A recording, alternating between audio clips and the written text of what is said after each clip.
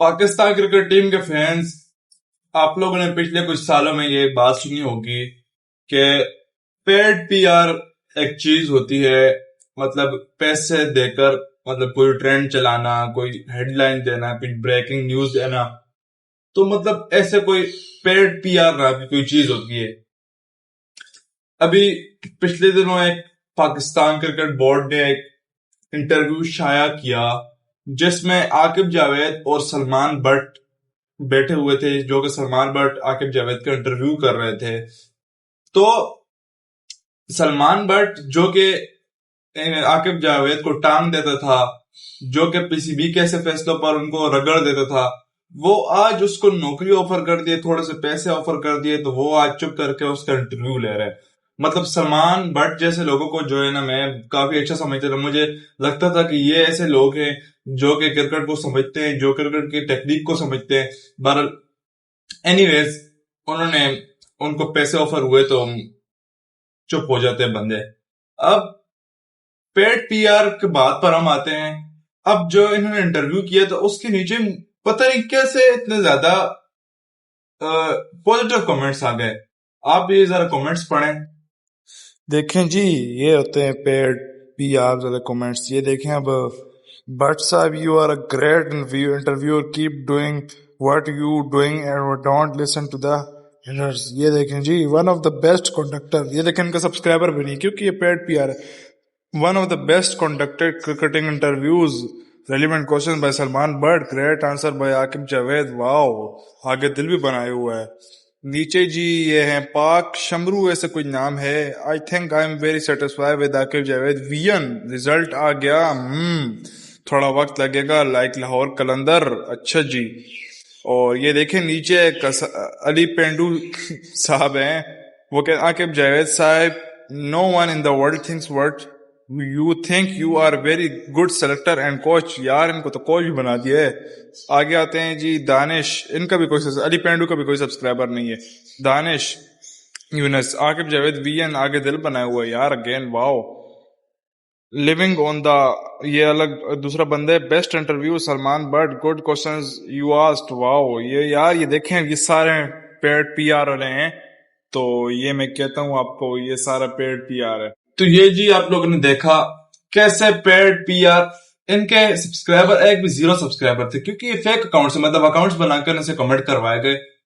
तो इस वक्त सारा का सारा सिस्टम, यानी कि पाकिस्तान क्रिकेट बोर्ड, जो कि ये जाहिर करवाना चाहता है कि यार एक और मौका दे दें ताकि अभी हम क्रिकेट को सही कर सकें। और माशाल्लाह से हमारे पाकिस्तान क्रिकेट के जो फॉलोअर्स हैं, जो फैंस हैं, वो समझ भी जाते हैं। वो मतलब इतने भोले हैं कि मतलब उनको वो फिर से यकीन कर लेते हैं। 4 महीने पुरानी अगर उनसे कोई बात हुई हो क्रिकेट के बारे में, वो भूल जाते हैं। वो कहते हैं चले यार, ये प्रूवन फेलियर्स हैं, इनको एक मौका और देते, क्या पता ठीक हो जाए, जैसे कि बाबर शाहीन, रिजवान वगैरह है ना। तो वो भूल जाते हैं। लेकिन अल्हम्दुलिल्लाह अभी तक ऐसे लोग क्रिकेट में बैठे हुए हैं, क्रिकेट के जर्नलिस्ट, स्पोर्ट्स जर्नलिस्ट में बैठे हुए हैं कि जो ये चीजें नहीं मानेंगे, जो कि ये आपको बताएंगे कि ये सारा चूरन बेचे जा रहा है। अब ऐसा है कि फेक पीआर तो होता है, पेड पीआर। अब इसके अलावा पाकिस्तान क्रिकेटर्स से ट्वीट भी करवाए गए जिससे ये जाहिर करवाया गया कि हम बहुत खुश हैं, जो कि वो खुश नहीं है। जिससे वो जाहिर करवाया गया कि सारा selection committee, Pakistan cricket board के प्लेयर्स, ईच एंड एवरीथिंग काफी ज्यादा अच्छा सेटिस्फाई चल रहा है। लेकिन हकीकत इससे बरअक्स है। तो ये कहना था कि ये सारा किस लिए कर रहे हैं, टाइम बाय कर रहे हैं। क्रिकेटर तो कहते हैं कि पिछले 2-3 साल में चूरन बेचे गए कि इस दफा तो सर्जरी होगी, इस दफा तो पता नहीं क्या हो जाएगा, इस दफा ऑपरेशन होगा, थिएटर पे ऑपरेशन थिएटर जाएगा, पता नहीं क्या क्या होगा। लेकिन हर दफा वही होता है, जो हम सोच रहे होते हैं वही हो जाता है। मतलब अगर इस दफा कोई कप्तान आकर बोले कि फिटनेस पर नो कॉम्प्रोमाइज, फर्स्ट क्लास खेलना ज्यादा जरूरी है और परफॉर्मेंस उससे भी ज्यादा जरूरी है, तो अगर ये बातें कही जा रही होंगी या हो, तो ये आप समझ लीजिए झूठ है, ये चूरन बेचे जा रहा है पाकिस्तान फैंस को। अब क्रिकेटफो ने एक पोस्ट कि उन्होंने इनको नंगा कर दिया है। ये पोस्ट आप जरा देखें। अब इसमें है कि ये कैप्टन्स को बारे में बता रहे हैं ना कि कौन कौन से कैप्टन्स आए, कौन कौन से कैप्टन्स गए। अब ये पहले नंबर पर बाबर आजम का नाम है, लेफ्ट साइड के कॉर्नर में शुरू में बाबर आजम का है। अब बाबर आजम को 2023 के बाद हटा दिया गया ऑल फॉर्मेट से, और 2020 में बाबर आजम को अपॉइंट कर दिया गया, जो कि इसमें नहीं है। वो 2019 से बातें शुरू हो गई थी, मतलब ये शुरू से हो रहा है, बातें शुरू हो जाती हैं। अब बाबर आजम को हटा दिया गया। उसके बाद शाहीन को नाजिल कर दिया गया हमारे T20 में। शाहीन नाजिल हो गया। उसके बाद एक ब्रेकिंग न्यूज आती है कि शान मसूद को हम टेस्ट का कैप्टन बनाते हैं, तो शान को ले आते हैं। उसके बाद शाहीन को फिर से T20 का निकाल देते हैं कैप्टनसी से, जो कि उसको एक सीरीज मिली होती है 5 T20 की। शाहीन हट जाता है। उसके बाद सलमान आग को नुमाया करते हैं, जो कि T20 का कप्तान बनाते हैं। उसके बाद रिजवान शाया होते हैं, फिर रिजवान को ODI का व्हाइट बॉल का कैप्टन बना दिया जाता है। अब उसके बाद बाबर आजम को फिर लाया जाता है वर्ल्ड कप से पहले, 2024 के वर्ल्ड कप से पहले। उसके बाद 2024 के वर्ल्ड कप के बाद फिर बाबर आजम को हटाया जाता है, फिर रिजवान को हटाया जाता है। ये अभी ODI से जो हटाया है, रिजवान को हटाया जाता है, फिर शाहीन को ODI में लाया जाता है, और फिर जब शाहीन को हटाकर फिर शान को अब हटाया गया, अब बाबर आजम को लाया गया है।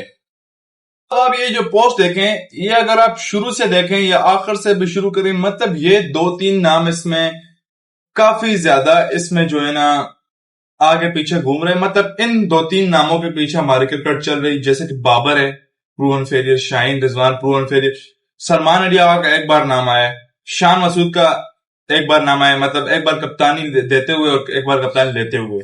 शान मसूद का, बाबर आजम को कितनी बार कप्तानी से हटाया गया और लिया गया? 1 2 3 4 बार कप्तानी दी और ली गई, ऐसे समझ लें आप। 2 बार ली गई, दी गई।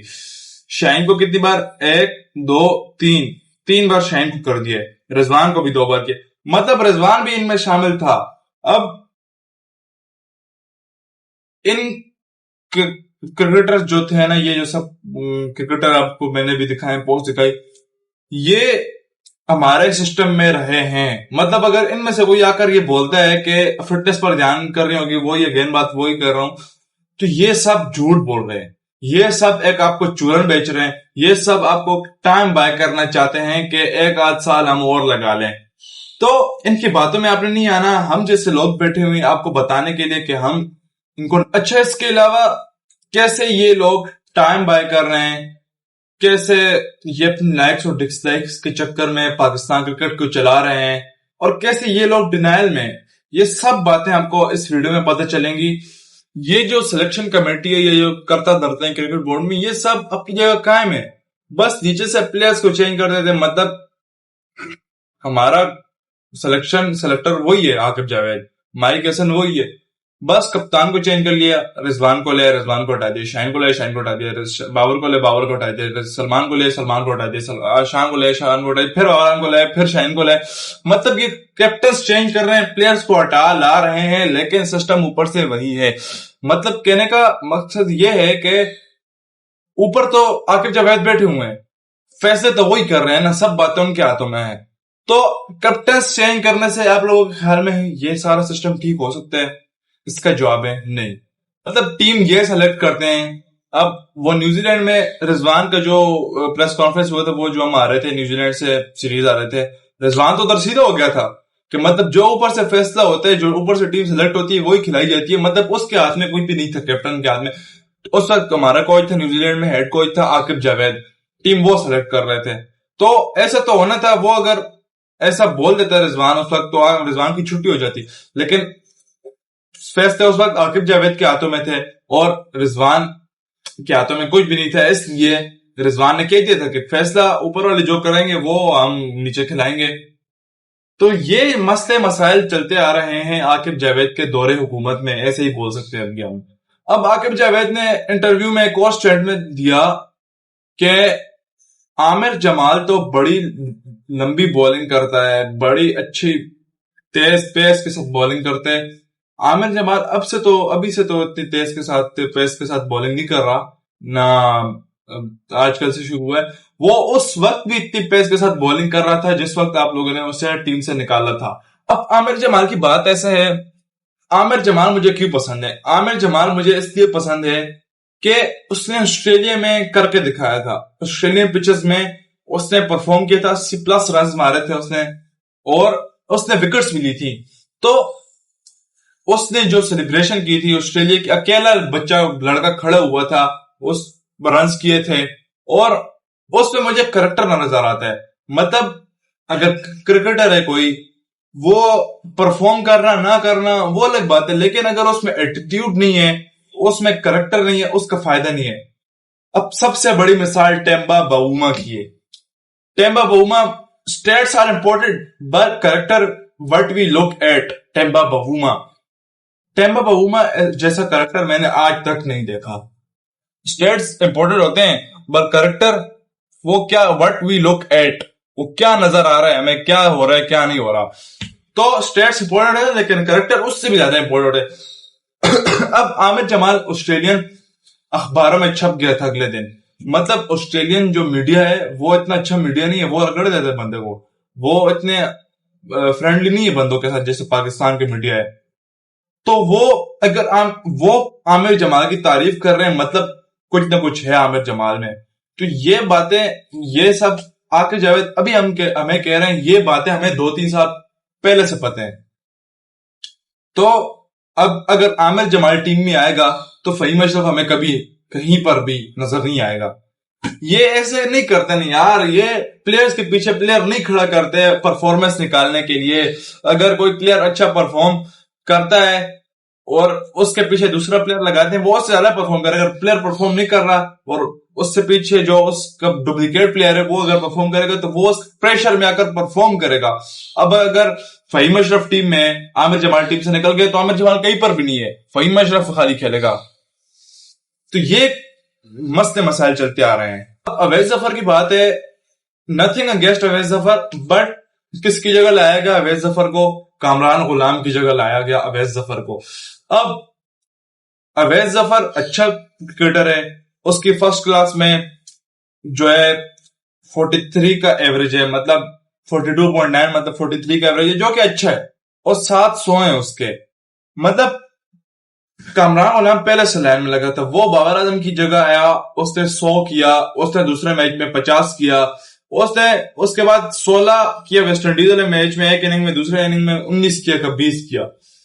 تو سب لوگ بولیں گے کہ یہ ایک آدھ میچ چلا جاتا ہے خراب، لیکن اس میچ میں ہم 200 یا ایسے رنز پر آل آؤٹ ہو گئے. وہ میچ ہی ہم ہار گئے ویسٹ انڈیز میں، ویسٹ انڈیز کے خلاف پاکستان میں. وہ اتنے پھٹا وکٹ تھے، ملتان میں ہم میچ ہار گئے.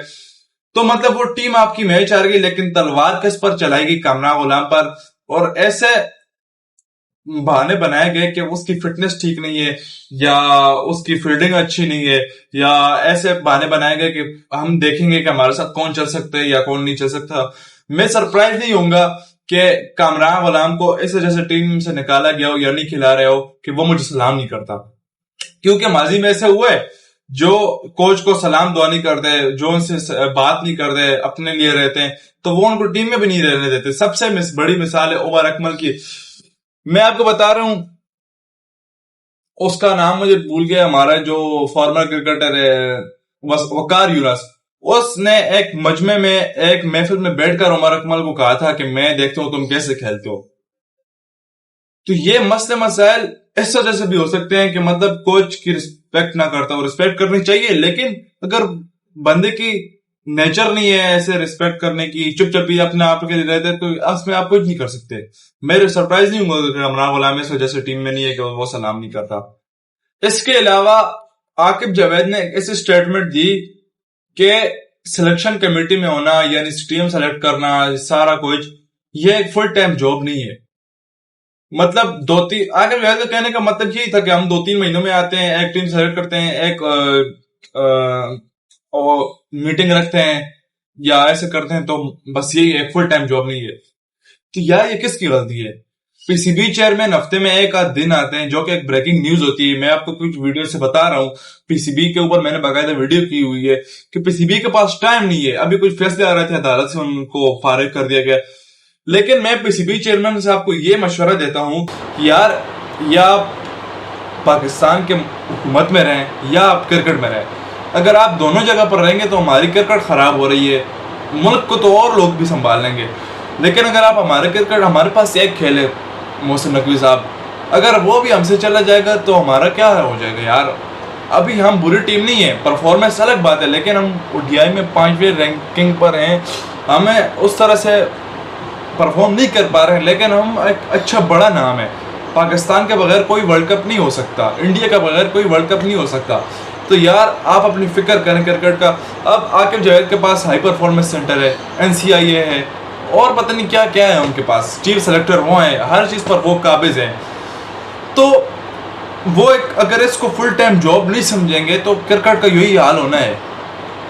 اینی ویز اس پر بات کرتے رہیں گے انشاءاللہ. کل ہماری شام کو یار بریک آ جاتی ویڈیوز میں, لیکن میں کوشش کرتا ہوں جتنے جلدی ہو سکے میں ویڈیوز ڈالوں. انشاءاللہ کل رات کو شام کو ہماری نیو ویڈیو آئے گی. جڑے رہیے گا ہمارے چینل کے ساتھ. اگر ابھی تک نئے تو سبسکرائب کر دیجیے گا اور لائک کر دیجیے گا اس ویڈیو کو, اور کمنٹ کر دیجیے گا, شیئر بھی کر دیجیے گا. Good night.